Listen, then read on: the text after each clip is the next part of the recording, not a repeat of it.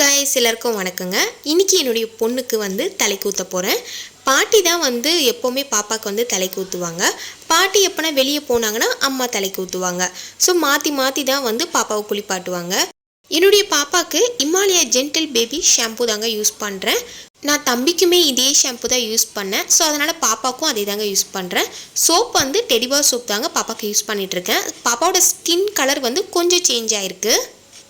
எப்போவுமே பாட்டி தான் பாப்பா குளிப்பாட்டுவாங்க.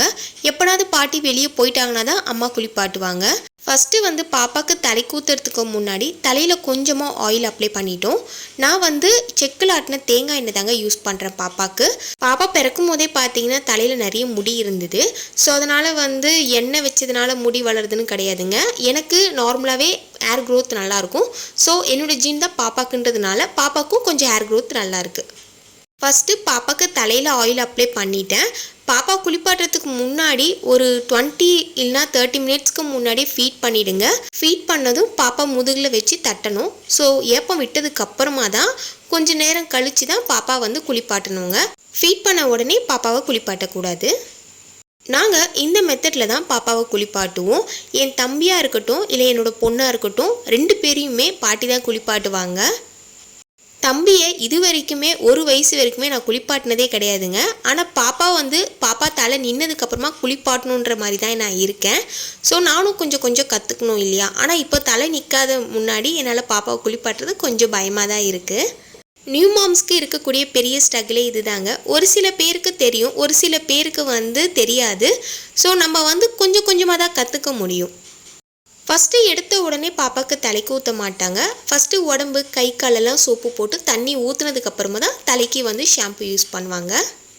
பாப்பாவுக்கு தலைக்கு ஊற்றும் போது சூடு தண்ணி தான் ஊற்றணும்னு கிடையாதுங்க. வெதுப்பாக தான் தண்ணி ஊற்றணும். ரொம்ப சூடெல்லாம் குழந்தைக்கு தண்ணி ஊற்றக்கூடாது.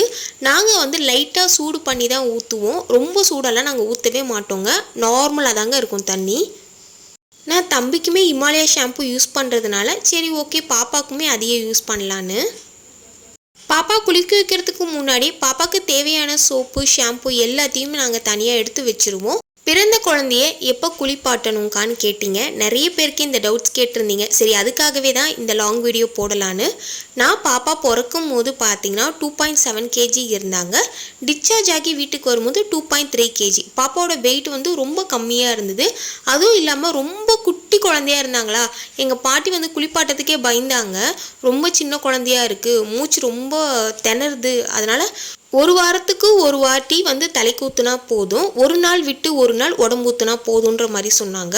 எங்கள் பாட்டியே ரொம்ப எக்ஸ்பீரியன்ஸ் தான். ஆனால் அவங்களே குழந்தை ரொம்ப சின்ன குழந்தையாக இருக்குது, ஊற்றுனா குழந்தை ரொம்ப மூச்சு திணறுதுன்றதுனாலே 1 நாள் விட்டு 1 நாள் குளிக்க வைக்கலாம். இல்லைனா 1 நாள் குளிக்க வச்சோன்னா அடுத்த நாள் தொடச்சிட்டு அடுத்த நாள் குளிக்க வைக்கலாம். ஸோ இந்த மெத்தடில் ஃபாலோ பண்ணுற மாதிரி சொல்லியிருந்தாங்க. நாங்களுமே இதே மெத்தட் தான் ஃபாலோ பண்ணோங்க. 1 மாதத்துக்கு மேலே தான் பாப்பா ரெகுலராக குளிப்பாட்டணும். பாப்பா பிறந்ததுலேருந்து பார்த்தீங்கன்னா 1 நாள் குளிப்பாட்டுவோம், அடுத்த நாள் தொடச்சி விடுவேன். 1 நாள் குளிப்பாட்டுவோம், அடுத்த நாள் தொடச்சி விடுவோம். அந்த வாரத்தோட எண்டு சண்டே மட்டும் தலைக்கு ஊற்றுவோம். இப்போ பாப்பாவுக்கு 3 மாதம் ஸ்டார்ட் ஆகிடுச்சு. ஸோ பாப்பாவுக்கு இப்போ ரெகுலராகவே நாங்கள் டெய்லியுமே குளிப்பாட்டுறோம். சப்போஸ் குழந்தைக்கு சளி பிடிச்சிருக்கு, ஜுரம் வர மாதிரி இருக்குன்னா 1 நாள் குளிப்பாட்டணும்னா அடுத்த நாள் தொடச்சி விடுவோம். அடுத்த நாளும் பாப்பாவுக்கு சளி பிடிச்சிருக்கு, தும்பலாக இருக்குன்னா அடுத்த நாளும் தொடச்சி விடுவேன்.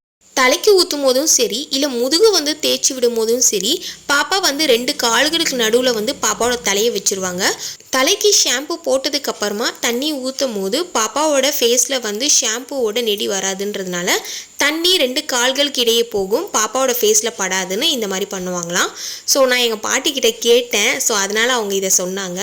முதல்ல பாப்பா குளிப்பாட்டுறதுக்கு முன்னாடி கொஞ்சம் எண்ணெய் வச்சுருங்க. ஃபீட் பண்ணுறதா இருந்தீங்கன்னா 30 மினிட்ஸ்க்கு முன்னாடியே ஃபீட் பண்ணிவிடுங்க.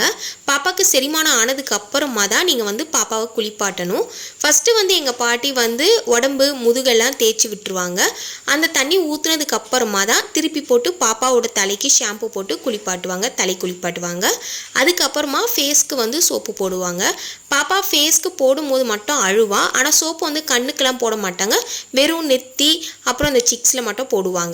ஸோ இந்த மாதிரி தான் பாப்பாவை நாங்கள் எங்கள் வீட்டில் குளிப்பாட்டுவோம். என்னதான் வந்து பாப்பாவை நம்ம குளிப்பாட்டினாலுமே நம்ம பாட்டி குளிப்பாட்டுற மாதிரிலாம் வரவே வராதுங்க.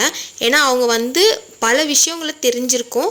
ஸோ எப்படி வந்து பாப்பாவுக்கு வந்து குளிப்பாட்டணும், எப்படி பாப்பாவை வந்து பராமரிக்கணும், நிறைய விஷயம் வந்து அவங்களுக்கு தெரியும். ஸோ அவங்க பண்ணால் ஒவ்வொரு விஷயமும் கரெக்டாக இருக்குன்றதுனால எங்கள் பாட்டியை ஃபுல்லாகவே பாப்பாவை ஹேண்டில் பண்ணாங்க. பாப்பாவை குளிப்பாட்டுறதுக்கு முன்னாடி பாப்பாவுக்கு தேவையான ப்ராடக்ட்ஸ் எல்லாமே நான் எடுத்து வச்சுருவேங்க. பாப்பாவுக்கு தலைக்கு ஊற்றினாலும் சரி, உடம்பு ஊற்றினாலும் சரிங்க, காதை மட்டும் தண்ணி படாமல் தொடச்சி விட்டுருங்க. ஸோ காதில் லைட்டாக தண்ணி போயிருக்கும் தான், ஆனால் லைட்டாக நம்ம டவல் வச்சு தொடச்சி விட்டுருங்க. பாப்பா காதில் தண்ணிலாம் போகக்கூடாது. நாங்கள் கரெக்டாக வந்து ஹேண்டில் பண்ணி தான் நாங்கள் வந்து தலைக்கே ஊற்றுவோம். ஸோ பாட்டி வந்து காதில் தண்ணி போகாத அளவுக்கு தான் வந்து தலைக்கே ஊற்றுவாங்க. ஸோ அதனால் எங்களுக்கு எந்த பிரச்சனையுமே இல்லை. சப்போஸ் நீங்கள் தலைக்கு ஊற்றினாலுமே காதை ஒரு வாட்டி தொடச்சி விட்டுருங்க. பட் பாட்டியே தலைக்கு ஊற்றினாலுமே நான் காதெல்லாம் வந்து லைட்டாக துணி வச்சு தொடச்சி தாங்க விடுவேன். பாப்பா குளிச்சுட்டு வந்த 1/2 hour கழிச்சு விட்டமின் சிரப் கொடுத்துருந்தேங்க. அதுக்கப்புறமா பாப்பா தூங்கிட்டாங்க. இன்றைக்கி இந்த வீடியோவில் ட்ரெடிஷ்னல் மெத்தடில் பாப்பாவை எப்படி குளிப்பாட்டுறதுன்னு இந்த வீடியோவில் உங்கள் கூட டீட்டெயிலாக ஷேர் பண்ணியிருந்தேங்க. இந்த வீடியோ உங்களுக்கு யூஸ்ஃபுல்லாக இருந்துச்சுன்னா நம்ம சேனலை சப்ஸ்கிரைப் பண்ணிவிடுங்க. நம்ம சேனலில் பேபி கேர் வீடியோஸ் தொடர்ந்து வருங்க. எனக்கு சப்போர்ட் பண்ணுங்கள். Thank you so much. பாய்.